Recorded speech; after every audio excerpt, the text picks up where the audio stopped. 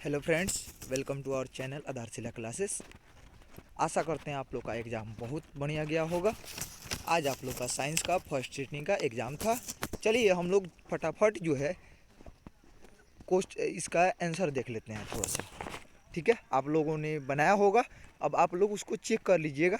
हम केवल आंसर बता देंगे जल्दी जल्दी, और ताकि आप अगले एग्ज़ाम की तैयारी जो है बिना देरी किए कर सकें।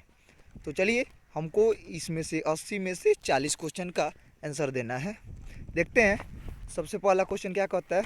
सबसे पहला क्वेश्चन कह रहा है, मेंडल ने अपने आनुवंशिकी प्रयोग हेतु किस पौधे का उपयोग किया था।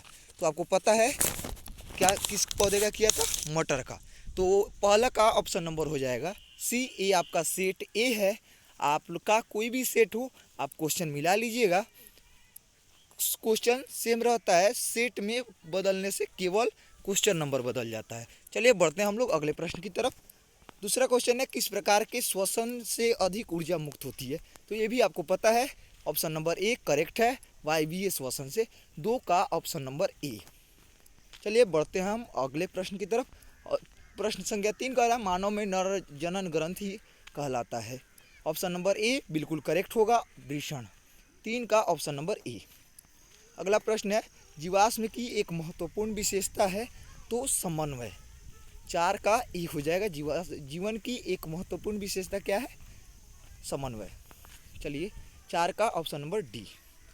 चलिए बढ़ते हैं हम लोग अगले प्रश्न की तरफ। प्रश्न संख्या 5 में है, स्वपोषी पोषण होता है। तो आपको पता है कि स्वपोषी पोषण पौधों में होता है और कुछ प्रोटिस्टा और प्रोकैरियोटिक्स में भी होता है। इसलिए आपका ऑप्शन नंबर डी हो जाएगा, ई और सी दोनों। 5 का ऑप्शन नंबर डी। बढ़ते हैं हम लोग अगले प्रश्न की तरफ। चलिए प्रश्न संख्या 6 है, ग्लाइकोलिसिस होता है। ग्लाइकोलिसिस कहाँ होता है जी? ग्लाइकोलिसिस कोशिका द्रव्य में होता है। ऑप्शन नंबर बी बिल्कुल करेक्ट है।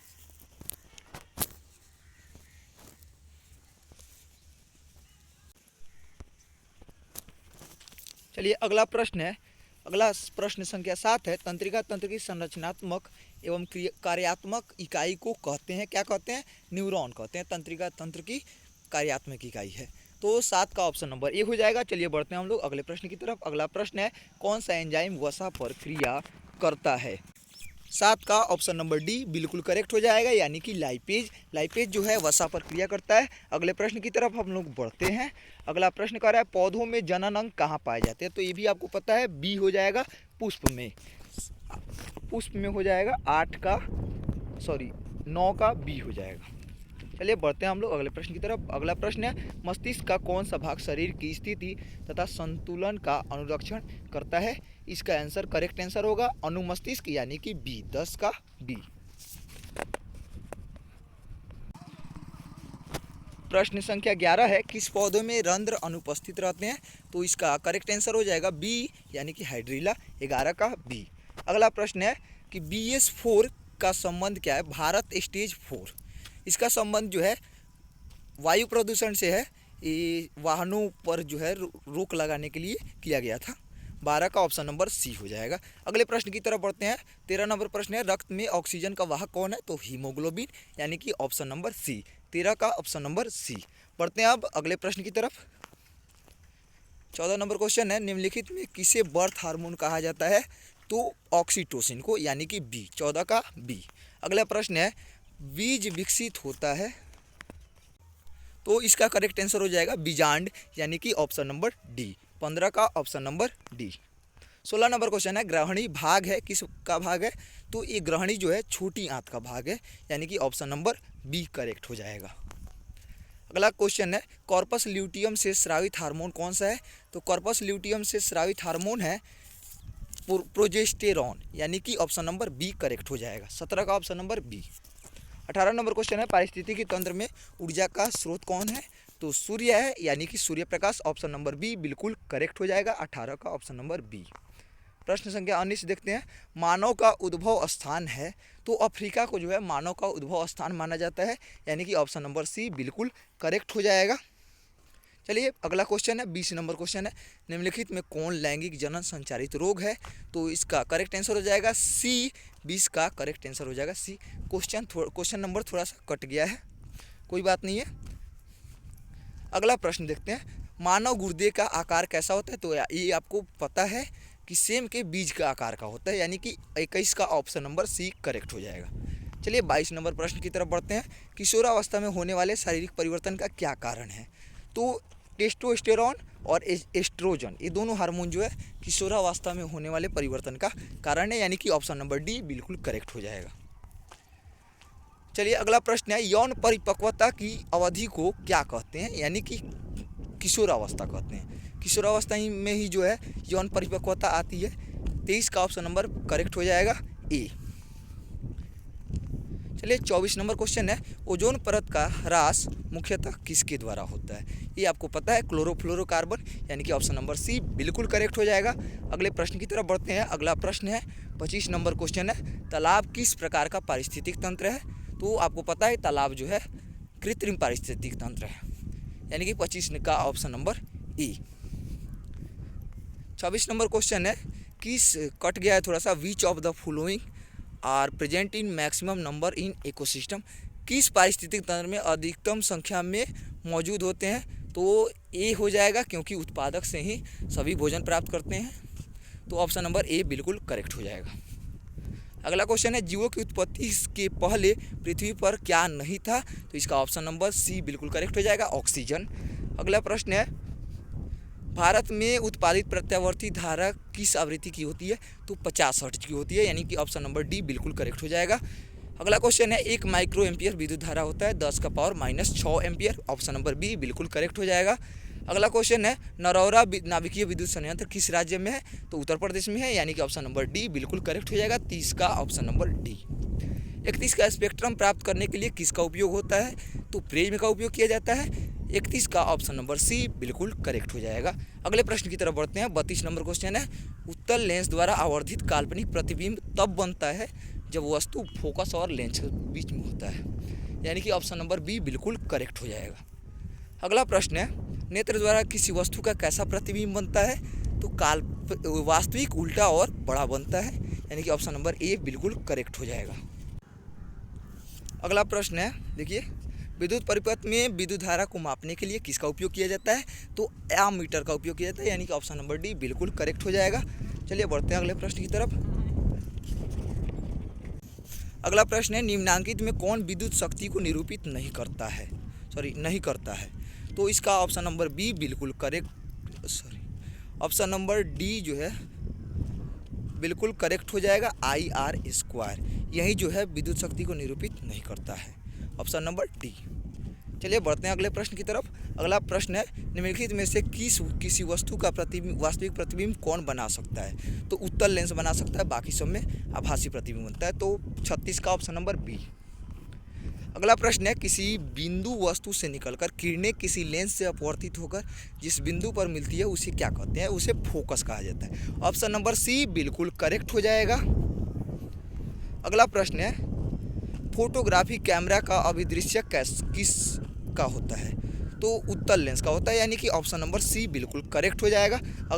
अगले प्रश्न की तरफ बढ़ते हैं। 39 नंबर, किसी शब्दकोश में पाए गए छोटे अक्षरों को पढ़ते समय आप किस लेंस का प्रयोग करना पसंद करेंगे? तो इसका ऑप्शन नंबर बी बिल्कुल करेक्ट हो जाएगा। बढ़ते हैं अगले प्रश्न की तरफ। 40 नंबर क्वेश्चन कर रहा है, किसी गोलीय दर्पण तथा किसी पतले गोलीय लेंस दोनों की फोकस दूरियाँ -15 सेंटीमीटर है।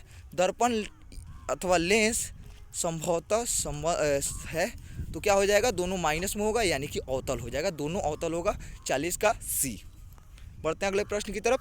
41 नंबर क्वेश्चन कर रहा है, निम्नलिखित में कौन सा मात्रक वाट के बराबर होता है? तो जूल पर सेकेंड होता है, यानी कि ऑप्शन नंबर ए बिल्कुल करेक्ट है। विद्युत हीटर की तार की कुंडली बनी होती है, नाइक्रोम की बनी होती है, ऑप्शन नंबर डी बिल्कुल करेक्ट होगा। चलिए 43 नंबर प्रश्न की तरफ बढ़ते हैं। किसी परिपथ का वह गुण जो विद्युत ऊर्जा को ऊष्मा में बदल देता है क्या कहलाता है? प्रतिरोध कहलाता है, यानी कि 43 का ए हो जाएगा, बिल्कुल करेक्ट आंसर, 43 का ए। अगला क्वेश्चन है, एक विद्युत सेल से धारा प्राप्त करने पर इसके सिरों के बीच विभवांतर का मान क्या हो जाता है? विद्युत वाहक बल से कम हो जाता है, 44 का option number B. 45 number question है, अनवीकरणीय ऊर्जा का स्रोत कौन सा है? कोयला हो जाएगा, ऑप्शन नंबर ए। 45 का ऑप्शन नंबर ए। 46 नंबर क्वेश्चन है, तरंगदैर्घ्य को सामान्यतः व्यक्त किया जाता है मीटर में, ऑप्शन नंबर ए बिल्कुल करेक्ट हो जाएगा। किसी चालक तार से प्रवाहित विद्युत धारा में गतिशील कण होता है, तो इसका इलेक्ट्रॉन हो जाएगा, सी, ऑप्शन नंबर सी। 47 का option number C. 48 number question है, 12 वोल्ट विभवांतर के दो बिंदुओं के बीच 2 कूलम आवेश को ले जाने में कितना कार्य करना पड़ेगा? 24 जूल हो जाएगा इसका करेक्ट आंसर। 48 का ऑप्शन नंबर डी। वोल्ट बराबर होता है तो जूल पर कूलम होता है, यानी कि ऑप्शन नंबर बी करेक्ट हो जाएगा। विद्युत आवेश के प्रवाह के दर को क्या कहा जाता है? विद्युत धारा कहा जाता है। 50 का ऑप्शन नंबर ए बिल्कुल करेक्ट हो जाएगा। 51 नंबर क्वेश्चन है, निम्नलिखित में से कौन सा कथन सही है? तो बी नंबर ऑप्शन जो है बिल्कुल सही है, जूल बराबर कूलम इंटू वोल्ट, क्योंकि डब्ल्यू बराबर क्यू भी होता है। CHO अक्रियाशील अभिक्रियाशील समूह को कहते हैं, क्या कहते हैं? इसको एल्डिहाइड समूह कहते हैं, ऑप्शन नंबर सी बिल्कुल करेक्ट हो जाएगा। 52 का ऑप्शन नंबर सी। एथेनॉल को सांद्र H2SO4 के साथ गर्म करने से कौन सी गैस बनती है? एथीन बनती है, C2H4 हो जाएगा, ऑप्शन नंबर डी बिल्कुल करेक्ट हो जाएगा। 53 का option number D. 54 number question देखिए, जिंक ब्लेंड निम्नलिखित में से किस धातु का अयस्क है? जिंक का है, तो ऑप्शन नंबर बी बिल्कुल करेक्ट हो जाएगा, 54 का बी। 55 देखिए, जल में घुलनशील भस्म क्या कहलाता है? क्षार कहलाता है, ऑप्शन नंबर बी बिल्कुल करेक्ट हो जाएगा। सोडा ऐश का रासायनिक सूत्र Na2CO3, ऑप्शन नंबर बी बिल्कुल करेक्ट है। अगला क्वेश्चन है, निम्नांकित में कौन विजातीय यौगिक है? तो देखिए, चूना पत्थर, संगमरमर और खड़िया तीनों जो है CaCO3 होता है, और एक प्लास्टर ऑफ पेरिस है जो CaCO3 नहीं होता है, यानी कि बी नंबर ऑप्शन बिल्कुल करेक्ट हो जाएगा। पीएच का कौन सा क्षारक विलयन को निरूपित करता है? तो देखिए, क्षार विलयन को कौन निरूपित करता है? 13, यानी कि ऑप्शन नंबर सी बिल्कुल करेक्ट हो जाएगा। जल के एक अणु में हाइड्रोजन और ऑक्सीजन का अनुपात जो है, परमाणु की संख्या का अनुपात क्या होगा? 2:1 हो जाएगा, ऑप्शन नंबर बी बिल्कुल करेक्ट हो जाएगा। निम्नांकित संकेतों द्वारा व्यक्त तत्वों में कौन सा धातु है? ये 12 नंबर पे मैग्नीशियम आता है, यानी कि ऑप्शन नंबर बी बिल्कुल करेक्ट हो जाएगा। अम्लीय ऑक्साइड के विलयन का पीएच मान क्या होगा? तो 7 से कम होगा, यानी कि ऑप्शन नंबर डी बिल्कुल करेक्ट हो जाएगा। अगला प्रश्न है, सबसे कठोर प्राकृतिक पदार्थ है, तो आप जानते ही हैं हीरा होगा, यानी कि ऑप्शन नंबर सी बिल्कुल करेक्ट है। चलिए बढ़ते हैं अगले प्रश्न की तरफ। सिल्वर आयोडाइड का रंग कैसा होता है? आपको पता है, पीला रंग का होता है, यानी कि 63 नंबर का बी हो जाएगा। 64 नंबर क्वेश्चन है, श्वसन किस प्रकार की रासायनिक अभिक्रिया है? तो यह एक ऊष्माक्षेपी अभिक्रिया है, तो 64 का option number B. 65 number question है, जल में घुलनशील भस्म कहलाता है क्षार, थोड़ा सा मिस्टेक हो गया उधर। सोडा ऐश का रासायनिक सूत्र है Na2CO3, ऑप्शन नंबर बी। निम्नांकित में कौन विजातीय यौगिक है? प्लास्टर ऑफ पेरिस हो जाएगा, बी। बेकिंग सोडा का रासायनिक सूत्र है NaHCO3, यानी कि 68 का ऑप्शन नंबर डी हो जाएगा। चलिए बढ़ते हैं अगले प्रश्न की तरफ। 69 नंबर क्वेश्चन का रहा है, निम्नांकित में कौन संक्षारक अम्ल है?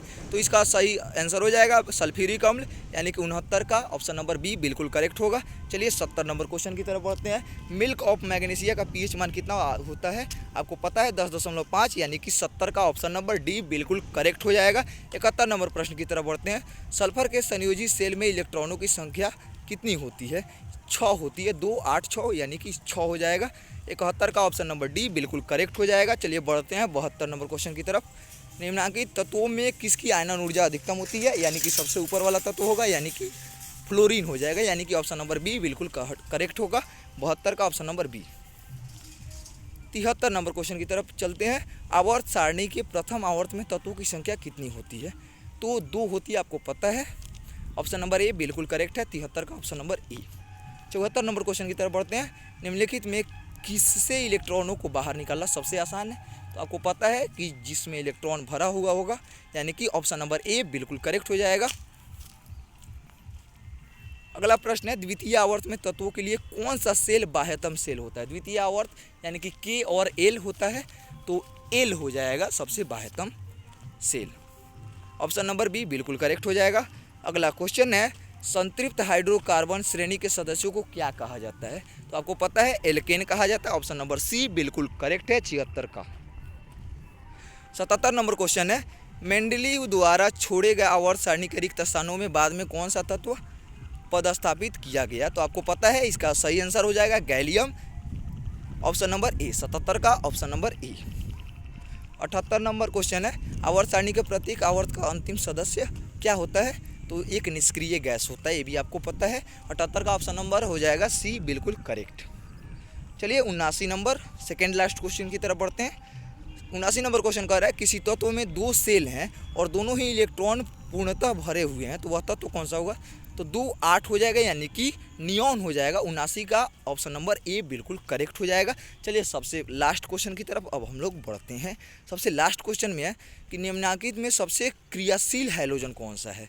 तो आपको पता है कि सबसे क्रियाशील हैलोजन फ्लोरीन है। ऑप्शन नंबर ए हो जाएगा बिल्कुल करेक्ट। आशा करते हैं आप लोगों को जो है चेक कर लिए होंगे और आप लोग का सारा आंसर सही होगा। चलिए आज के लिए रहने देंगे, बस इतना ही। धन्यवाद।